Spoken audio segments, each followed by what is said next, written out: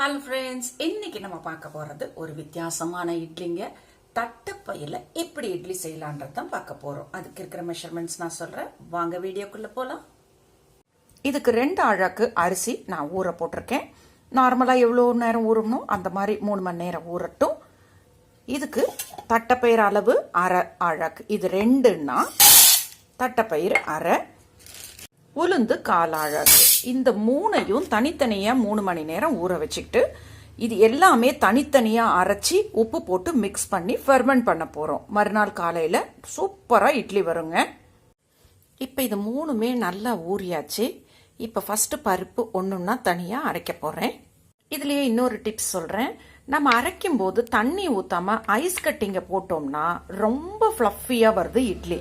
இப்ப இந்த காராமணி இட்லிக்கும் அதே மாதிரி தான் நான் ஐஸ் போட போறேன். அடுத்தது காராமணி. இப்ப காராமணி நல்லா அரைச்சாச்சு. இப்ப அரிசி அரைக்கும் போது உப்பு சேர்த்துக்கலாம். இதுக்கு தேவையான அளவு நல்லா கலக்கி வச்சுக்கோங்க. மாவுக்கு ஃபெர்மெண்ட் புளிச்சதுக்கு அப்புறம் இட்லி வைக்கலாம். மாவு நல்லா புளிச்சாச்சு. நம்ம சாதா இட்லி வைக்கிற மாதிரி இட்லி வச்சுக்கலாம். இட்லி வெந்து எடுத்தாச்சு. பாருங்க எவ்வளோ நல்லா இருக்கு.